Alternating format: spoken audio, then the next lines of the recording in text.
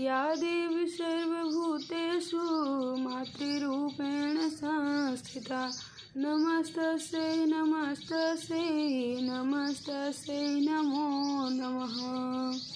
जय माता की। ओम नमो नारायणाय। मित्रों, शारदीय नवरात्रि चल रही है। आज नवरात्रि की नवमी है। आज के दिन माता आदिशक्ति की 9वीं रूप माँ सिद्धिदात्री की पूजा की जाती है, उनकी आराधना की जाती है। माँ सिद्धिदात्री सभी सिद्धियों और नवनिधियों की देवी हैं। जो भी भक्त आज उनकी पूजा, उनकी आराधना करते हैं, माँ उनको सभी सिद्धियों का वरदान देती हैं, सभी निधियों का वरदान देती हैं। पूरे संसार में उसका यश होता है, क्योंकि जब वो सिद्धि प्राप्त कर लेता है और माता की कृपा बनी रहती है तो जगत में तो उसका नाम होना, प्रसिद्ध होना आम बात है।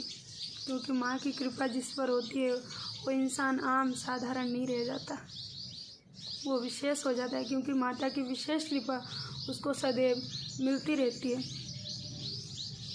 कुछ पौराणिक मान्यताओं के अनुसार आज के दिन जो भक्त माता की आराधना करते हैं उनको अवश्य ही सिद्धियां प्राप्त होती है। अणिमा, महिमा, लघिमा और कर्ण सिद्धि, वशीकरण सिद्धि और मोक्ष प्राप्त होता है उनको अंत में।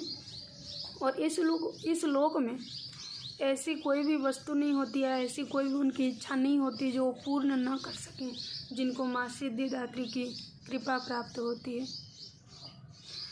देवी पुराण के अनुसार देवी भागवत में एक कथा आती है कि भगवान शिव ने माता इन्हीं आदिशक्ति की इन सिद्धिदात्री स्वरूप में उनकी पूजा की थी, उनकी आराधना की थी। उन्हीं की करुणा से भगवान शिव को अष्ट सिद्धियों की प्राप्ति हुई थी और उनका आधा शरीर देवी का बन गया था। उन्हीं की कृपा से वो अर्धनारीश्वर रूप में पूरे जग में, पूरे संसार में प्रसिद्ध हुए, उनकी ख्याति हुई, उनकी पूजा की गई। वैसे तो भगवान शंकर निराकार हैं, माँ आदिशक्ति भी निराकार हैं, परम ब्रह्म हैं, लेकिन ये तो उनकी लीला है हम सभी को समझाने के लिए।